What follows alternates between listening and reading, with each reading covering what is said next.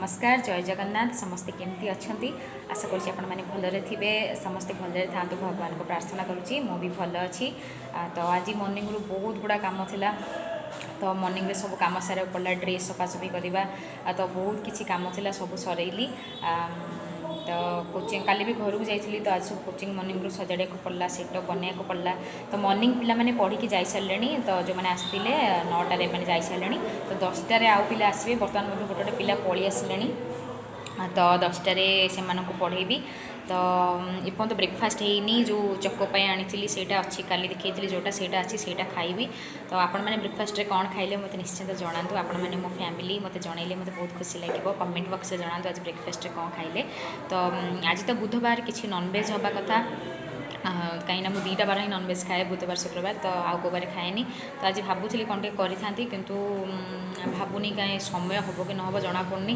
देखा जाऊ आगे कोचिंग सरू तो नॉनवेज लंच टाइम आप सहित कथा होची आज कौन रोषे करुच्ची तो निश्चित देखी आपण मानक तो ठीक अच्छे जदि आपण मैंने खाई ना ताले खाई नियंतु मु भी ब्रेकफास्ट कर नौची तो आपण मान सहित कथा होची लंच टाइम रे सबु पिला आसबे जा 10टा बेलू गेलु चंदू तंकर ये खेलुंट गेलु चंदू खाई सारे कौन खाइच चंदू कौन खाइचु खाइनु किसी खाइनु आ गाधे खाई आसबू ना ट्यूशन जहाँ खाई आसबू आ चंदू जो गेलु तू कौन खाइचु किसी खाइनु तो बिस्कुट धरी खाऊ मिछुआ कौन खाइचु हाँ आउ एबे गाधेनु खाइनु गाधे खाई आसब अच्छा गेलु गेलु टिके हाय कह दे हाय हाय चंदू टी हाय कह दे अच्छा गेलु कह दे समस्त को नमस्कार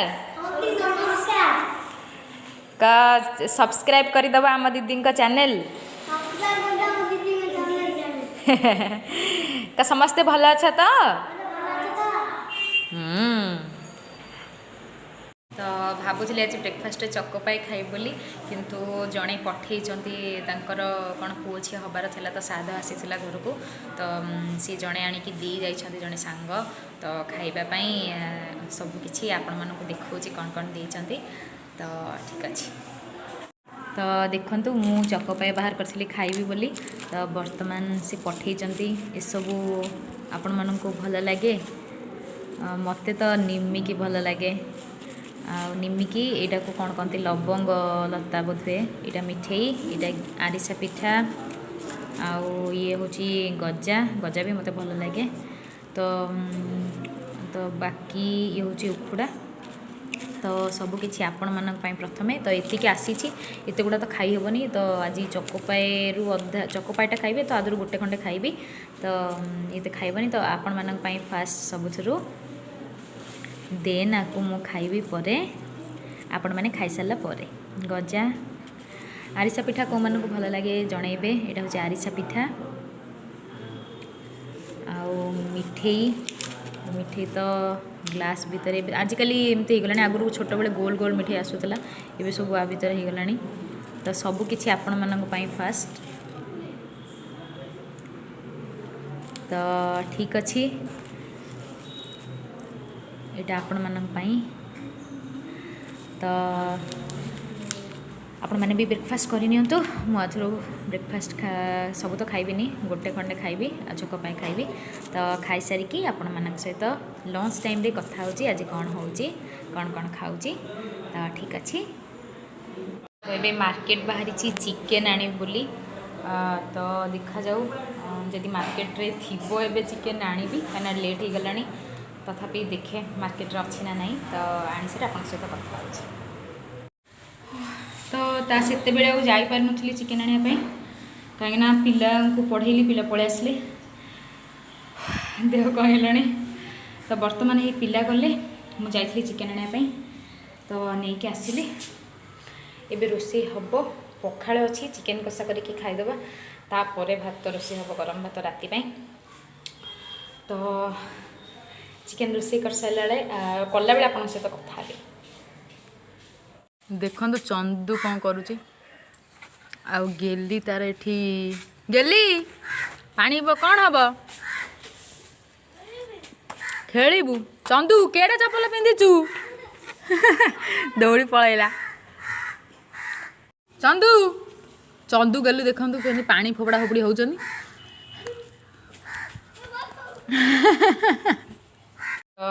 रोषेई सेपटे बसैची किंतु मते एते जोर भोक कला मु से जो आसीथिला मिठी उखुड़ा दादुर गोटे गजा आ गोटे निमिकी आ गोटे खाई देकी बुलुची आ रोषेई बेचरे बेचरे हम भोक जोर होउतला खाई देछि गोटे रक्षा पेट तो ये रोषेई सरले पुणी खाइबी खाइला बेले आ रोषेई कला टाइम रे आपन सहित फोन कथा अछि तरतर रे परिबा काटु काटु हाथ काटिदेली कटिगला तो आपको जाऊँगी भी टे बैंडेज लगेदेवी गोटे अच्छी बैंडेजटा तापर रोषेई करवा तो बैंडेड किसी पाखरे पाइलेनी जिते पोछिला पर भी से पुणी बोहुची गोटे कपड़ा गुरे दबा आलू काटु काटु हाथ काटिदेली आपण मानकर भी बेले बेले एमती होतबो तो समस्ते सावधान काटंतु मुई सावधान काटे आज ही टिके तरतरे थिली तो हो गला किछि नहीं एमती बेले बेले हुए ठीक करदबा आपको टे लगे दिए कौन टिके मेडिसिन भी पाखरे सरी जाइए देखिए टिके आलोवेरा लगेदेबा कहीं आलोवेरार भी हिलिंग प्रॉपर्टी अच्छी तो टिके लगेदेबा परिबा काटी रेडी कर देछि आलू अदा रसुण टमाटर पेस्ट करिछि से चप्पर रे करिछि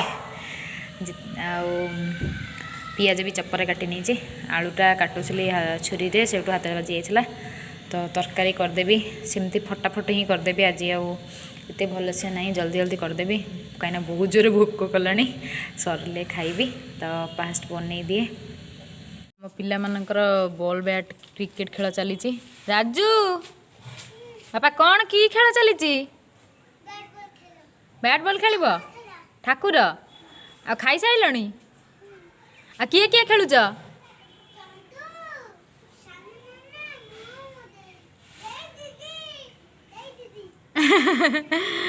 हाँ खेल खेल तो ये मसला कषुची फास्ट तेल पियाज दे देती टमाटो और अदा रसुण पेस्ट दे देती कषुची किसी पर्यटन पाउडर देनी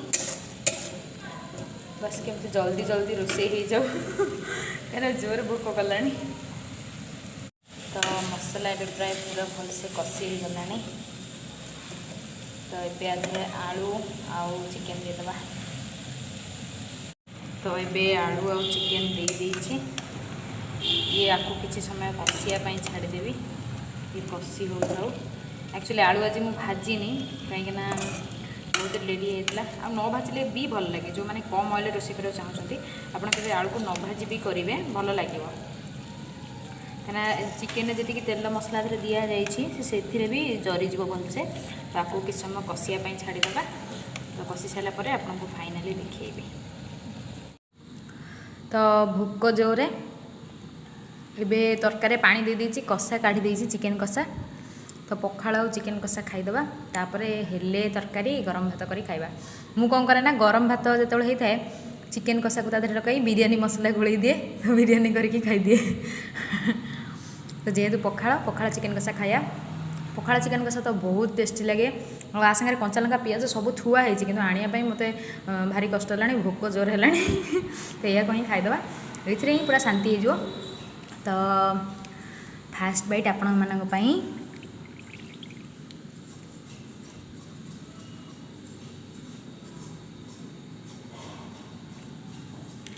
देन मु खाई कहूँ केमती है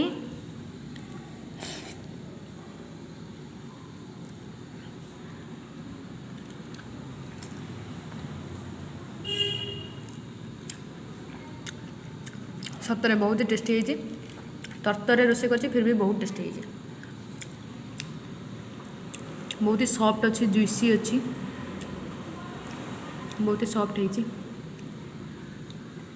तो आपण मैंने कौन लंच रे खाइले मते कमेंट करी जणांतु मु खाई सारी कथा होछि तो एबे ही जाइछि प्रस्तुति चिकेन तरकारी तो मु खाई देछि कषा आ पखाड़ तो ये गैस को ऑफ कर देती यहाँ बस राति रे खियाब मु तो एते खाई पारे चिकेन तो मुझे खाई से आनी एकाटिया तो एते खाइबनी बहुत भल ग्रेवी टाइप कर झोल रखिनी जेहेतु एका खाइबी तो ଏଇଟା ରାତିକୁ ଖିଆ ହେବ। ତାପରେ ବି ଯିବି ଭାତ ବସେଇବି, ତ ବାକି କାମ ଗୁଡ଼ା ସାରି ନିଏ, ଆପଣଙ୍କ ସହିତ କଥା ହେଉଛି। ତ ସମସ୍ତଙ୍କୁ ଶୁଭ ସନ୍ଧ୍ୟା। ତ ସନ୍ଧ୍ୟା ହେଲାଣି, ଆଜି ଆଉ ମୋତେ ଭଲ ଲାଗିଲାନି, ତ ମୁଁ ଗୋଟେ ଟ୍ୟୁସନ୍ ଯାଇପାରିନି, ଦେହଟା ହିଁ ଭଲ ନଥିଲା। ଆଜି ସକାଳୁ ନା କ'ଣ ହେଇଛି, ଏମିତି ମୁଁ ଟିକେ ଶୋଇପଡ଼ିଥିଲି, ମୋତେ ଟିକେ ମୁଣ୍ଡ କାଇଁ ସକାଳୁ ହିଁ ଭଲ ଲାଗୁନି। ତ ମା କଥା ବହୁତ ମନେ ପଡ଼ୁଥିଲା, ବୋଉ ସହିତ ଫୋନ୍ କରି କଥା ହେଲି। ଏଇ କଥାରୁ ନା ମୋର ଜନ୍ମବେଳ ରହସ୍ୟ ଗୋଟେ ମନେ ପଡ଼ିଲା। ଗୋଟେ ଜନ୍ମବେଳ ଷ୍ଟୋରି ମୋତେ ବୋଉ ଶୁଣେଇଥିଲା, ଆଉ ସେଇଟା ସତ। ଗୋଟେ କ'ଣ ହେଇଛି ନା, ମୁଁ ଯେତେବେଳେ ମୋ ବୋଉର ପେଟରେ ଥିଲି ମାନେ 7 ମାସ 8 ମାସ ଖଣ୍ଡେ ଠାରୁ ପୁରା ମୋ ବୋଉ କଣ୍ଟିନ୍ୟୁଅସଲି ମେଡ଼ିକାଲରେ ରହିଥିଲା। ମେଡ଼ିକାଲ ପୁରା ଯିବାକୁ ପଡ଼ୁଥିଲା, ଏତେ ମାନେ ପ୍ରୋବ୍ଲେମ୍ ଥିଲା ବହୁତ। ତ ତାପରେ ଯାଇକି ମୁଁ ଜନ୍ମ ହେଲି। ତ ଜନ୍ମ ହେବା ଟାଇମ୍ରେ ବି ବହୁତ କ୍ରିଟିକାଲ୍ କଣ୍ଡିସନ୍ ଥିଲା। ତ ଯେଉଁ ଟାଇମ୍ରେ ବୋଉ ଯେତେବେଳେ ହସ୍ପିଟାଲ ପଡ଼ିଥିଲା ମୁଁ ଜନ୍ମ ହେବାର ଟିକେ ପୂର୍ବରୁ, ତ ସେତେବେଳେ ନା ବହୁତ ପେନ୍ ହେଉଥିଲା। ଡକ୍ଟର କହୁଥିଲେ କ'ଣ ହେବ କ'ଣ ନାହିଁ, ଏମିତି ପ୍ରୋବ୍ଲେମ୍ ହେଉଥିଲା। ବୋଉ ବି ଭାରି କଷ୍ଟ ପାଉଥିଲା। ତ ସେଇ ସମୟରେ ନା ଜଣେ ମା ଆସିଲେ, ବୁଢ଼ୀ ଲୋକ। ତ ସେ ପାଦୁକା ଆଉ ଫୁଲ ଧରିକି ଆସିଥିଲେ ମାଆଙ୍କର, ଆଉ ବୋଉକୁ ଦେଲେ ପାଦୁକା। କହିଲେ ହଠାତ୍ କିନା ଏମିତି ଆସି ବୋଉ ପାଖରେ ଆସି କହିଲେ, ଆଉ ମା, ଆଉ ତୋର ଏମିତି ଅସୁବିଧା ହେଉଛି, ନେ ମାଆଙ୍କ ପାଦୁକା ପାଇଦେ। ଆଉ ତାପରେ ବୋଉ ପେଟରେ ବି ଫୁଲ ଲଗେଇଦେଲେ, ବୋଉକୁ ପାଦୁକା ଦେଲେ। ଆଉ ତୋର ଯଦି ଝିଅଟିଏ ହେଲା, ଆଉ ତୁ ଇଏ ହେଉଛି ମା ପଥୁରିକଣିଙ୍କ ପାଦୁକା, ଆଉ ମା ପଥରକଣିଙ୍କୁ ତୁ ନେଇକି ଘଣ୍ଟି ଦେବୁ, ଶାଢ଼ୀ ଦେବୁ, ଏମିତି କହିକି ଗଲେ। ଆଉ ସାଙ୍ଗେ ସାଙ୍ଗେ ଯେମିତି ହିଁ ପାଦୁକା ପାଇଛି, ଆଉ ପେଟରେ ମାଆଙ୍କ ଫୁଲ ଲଗେଇଦେଲା, ମୁଣ୍ଡରେ ଲଗେଇଦେଲା, ଆଉ ସାଙ୍ଗେ ସାଙ୍ଗେ ହିଁ ମୁଁ ଜନ୍ମ ହେଲି। ଆଉ ଉଠିକୁ ଗଲା ବୋଉ, ତାପରେ ମୁଁ ଜନ୍ମ ହେଲି। ଉଠିକୁ ଗଲା କି କେଉଁଠି ଗଲା ମୁଁ ଜାଣିନି, କେମିତି ହସ୍ପିଟାଲରେ ତ ମୁଁ ଜନ୍ମ ହେଲି, ବୋଉ କହିଲା। ତ କେନ୍ଦ୍ରାପଡ଼ା ହସ୍ପିଟାଲରେ ହିଁ ଜନ୍ମ ହେଇଥିଲି। ଆଉ ବାସ୍, ହଁ ନର୍ମାଲରେ ହିଁ ଜନ୍ମ ହେଇଛି, ଆମର ସିଜେରିଆନ୍ ହେଇନି ବୋଉ କହୁଥିଲା। ତ ମୁଁ ନର୍ମାଲରେ ଜନ୍ମ ହେଲି। ତାପରେ ବୋଉ ଜନ୍ମ ହେଇସାରିଲା ପରେ ମୁଁ କେତେ ସମୟ ପରେ ବୋଉ ତାଙ୍କୁ ଖୋଜିଲା, କିନ୍ତୁ ଆଉ ପାଇଲାନି। ବୋଉ ବି ହଠାତ୍ କି ଥିଲା, ଆମ ଘର ଯେହେତୁ କେନ୍ଦ୍ରାପଡ଼ା, ଆମେ କେନ୍ଦ୍ରାପଡ଼ା ହସ୍ପିଟାଲରେ ଥିଲୁ, ତ ଆମେ ଆଉ ଜାଣିନୁ। ଦେନ୍ ବୋଉ ଘରକୁ ଆସିଲା। ତାପରେ ବହୁତ ଖୋଜିଛି। ମୁଁ ଯେତେବେଳେ ବଡ଼ ହେଲି, ସେ ମାଆଙ୍କ ଜାଗା ବି କେଉଁଠି ବୋଉ ଆଉ ପାଇଲାନି। ଆଉ ସେ କେନ୍ଦ୍ରାପଡ଼ାର ହିଁ ମନ୍ଦିର ଆମେ ପରେ ଜାଣିଲୁ, କିନ୍ତୁ ମୋ ପାଇନଥିଲା, ବୋଉ ଯେ ପାଇନଥିଲା, କିଛି ବି ପାଇନଥିଲା। ଆଉ ସେ ବୁଢ଼ୀ ଲୋକ ବି ପଳେଇ ଯାଇଥିଲେ, ତ କେଉଁଠି ଆଉ ପାଇଲାନି। ସେ ଥରେ ମୋତେ +2 ପଢ଼ିଲା ବେଳେ ବୋଉ ମୋତେ କହିଥିଲା କି ଏମିତି ତୁ ଜନ୍ମ ହେଲାବେଳେ ଏମିତି ଜଣେ ମା ଆସିଥିଲେ, ଆଉ ମୁଁ ଦେଇପାରିଲିନି ତାଙ୍କୁ, ଏମିତି କହିଥିଲେ। ଆଉ ଆଜି ପର୍ଯ୍ୟନ୍ତ ମୁଁ ତା'ର ଯେଉଁ ଯାଚିଥିଲେ, ସେ ମୋ ଲାଗି କି ତୁ ଜନ୍ମ ହେଲେ କରିବେ ବୋଲି, ମୁଁ ତାଙ୍କ ପାଇଁ କରିପାରିଲିନି। ଆଉ ମାଆଙ୍କ ଆଶୀର୍ବାଦରୁ ତୁ ଜନ୍ମ ହେଇଛୁ, ହେଲେ ମୁଁ ତାଙ୍କୁ ଏପର୍ଯ୍ୟନ୍ତ ଭୋଗ ଦେଇପାରୁନି। ମୁଁ କହିଲି ହଉ ଠିକ୍ ଅଛି, କ'ଣ ବୋଉ କହୁଛି, ଛାଡ଼। ଏମିତି ଦିନ ପରେ ଦିନ ବିତି ଚାଲିଲା।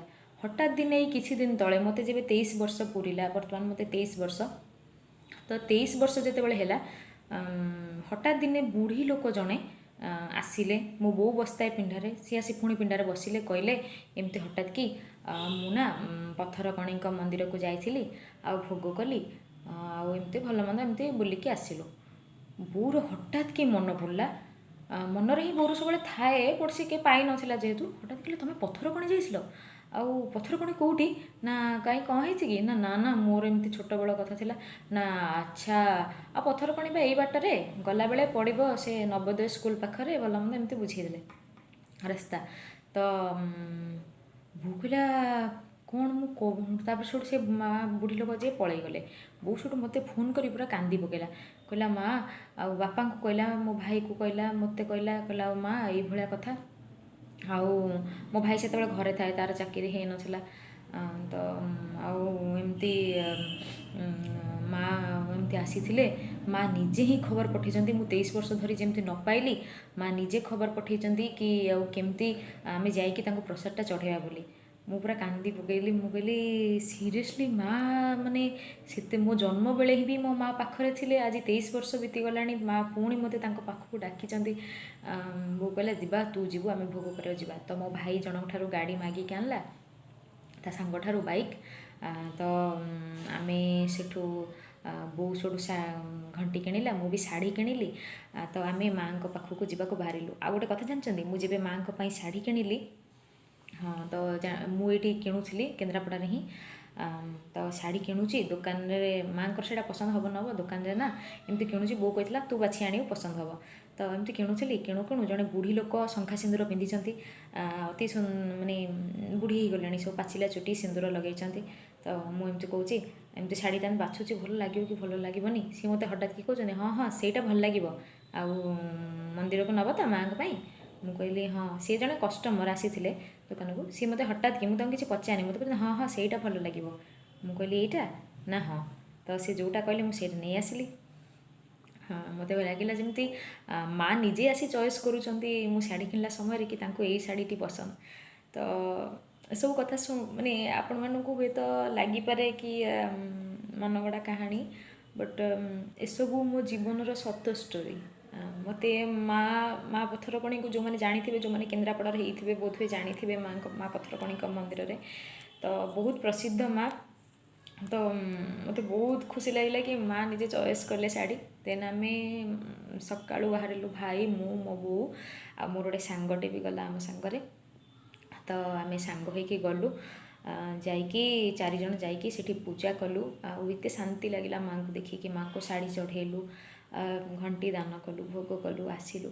ଯେମିତି ଫିଲ୍ ହେଲା ନା, ଯେମିତି ମାଆଙ୍କ ଆଶୀର୍ବାଦରୁ ମୋର ଜନ୍ମ ହେଇଥିଲା।